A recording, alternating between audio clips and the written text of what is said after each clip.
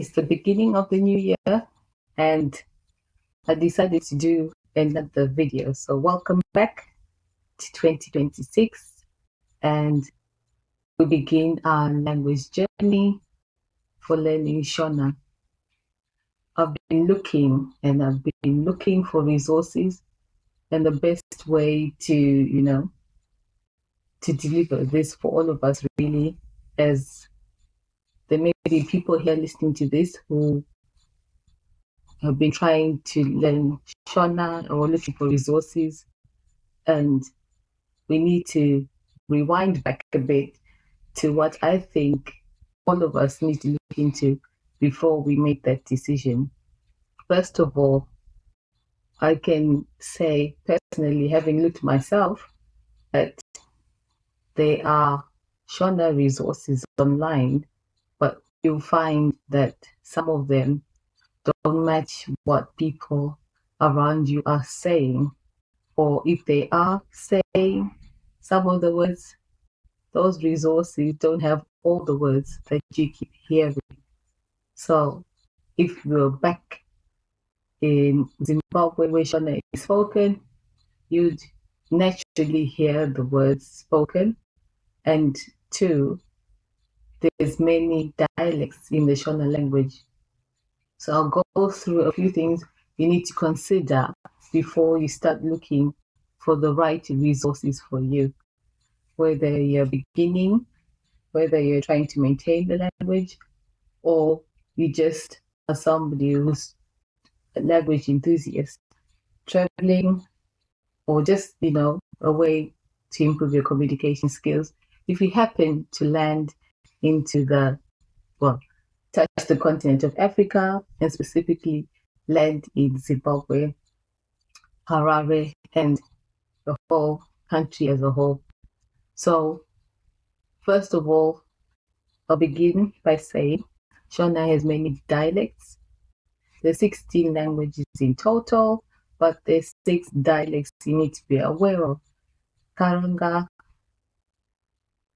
Oh, I always forget that's my dialect, by the way.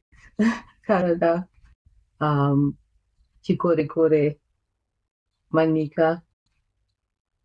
Let's go through. I have to go through again. What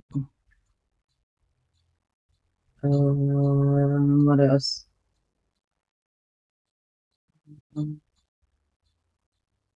I always forget the dialects because I only remember my own, but that's a key thing.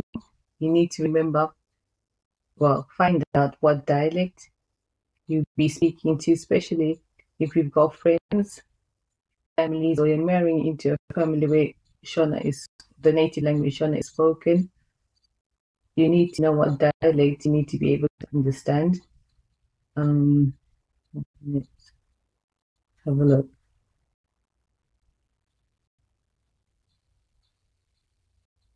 Yes. So we go back. Yes, there's Zulu.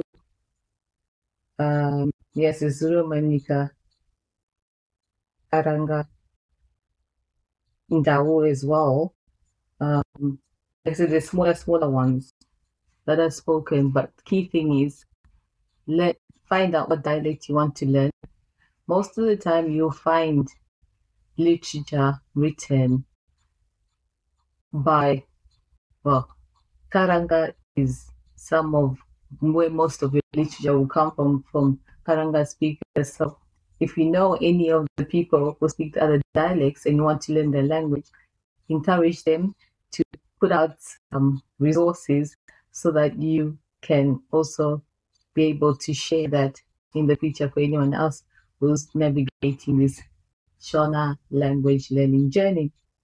So we'll go through a few things I need to put in your mind to consider when you're going through this language learning journey, because I myself am doing these recordings because, as you may have noticed, just like myself, there's not enough resources out there, and it's just as I learn, I'm learning to maintain. So as I learn to maintain my native language, and also others want to pick up the native language, you kind of have a bit of a map, and you can also do the same for other people. So I've gone through the dialects that are there and the resources I found. You just type on the internet, but I'm sure your best bet for those who have access to people in Zimbabwe, find out you get resources directly from there. But from those who are first timers, well, you just have to use the resources on the internet and also your peers and any, hopefully as time goes by, the resources become more available and you as a future language learner and a language sharer become more knowledgeable. You'll be the one who can supply those things for others. We move on to the point of, well, the reason. Yeah, my second point is, what's the reason you want to learn the language? Some will be learning because it's for academics, some because they're traveling, some because you're married into a family where there's native Shona speakers, some because of friendship, because you're a language enthusiast, you want to travel and you feel that bond is going to be built based on communicating in the language.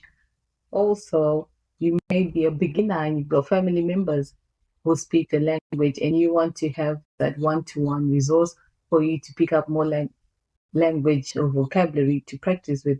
So we look into another, that's the second bit of why do you want to learn the language, because that will help you or put that at the top of your mind when things get tough with the language learning journey, because language needs to be practiced daily and with maybe potentially limited resources, or there is access but lack of practice at the moment besides your peers, or maybe finding those language partners or friends, there will be variations in the words they use. So take into consideration that this may be considered hard, but it's not. It's because you need to just do a bit more digging to find the resources you need to practice the language. Why, you must be thinking, am I saying all this in English? Because I'm not just catering to people who speak Shona, I'm speaking on the broad term for anyone looking to learn the Shona language. As time goes by and our journey grows, you might see me throw in some Shona language terms, but initially, I think for everybody to understand, it's important to know that the language, it will come in time for all of us, those maintaining, those learning.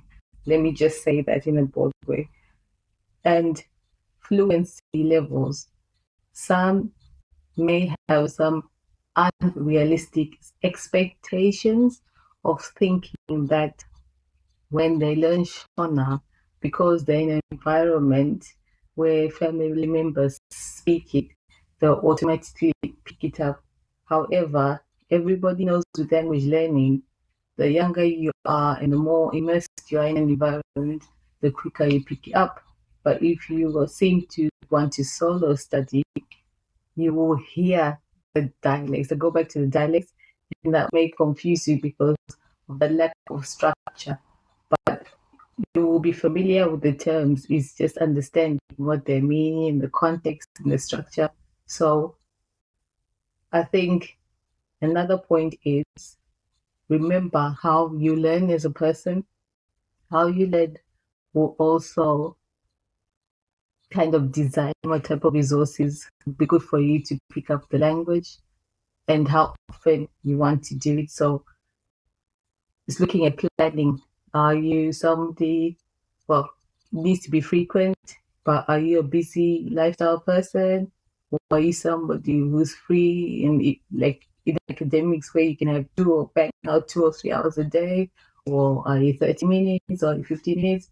And there's obviously the tiers of learning. You need to be able to somewhere, somewhere you listen to somebody speaking, maybe writing, maybe you just want to just know the key phrases, or sometimes you want to speak to a a fluent speaking person who has no knowledge of English actually. So you are the one who will be trying to communicate with them to get the information from them. So we look at, well, a lot of things need to be considered. I think is of help, or you see the comments will be a place for you to do that. I also have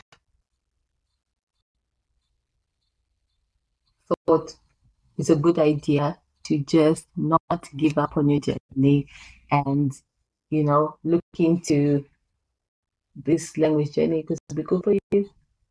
Okay. Follow and like and type if you thought it was helpful. Hopefully, I've answered all the questions that you may have if you're starting this Shona language journey. But there are some people who have looked into making resources. So I can see there's people who are trying to make resources available, all the age groups. So take a look at them and let me know any good ones. Till the next video.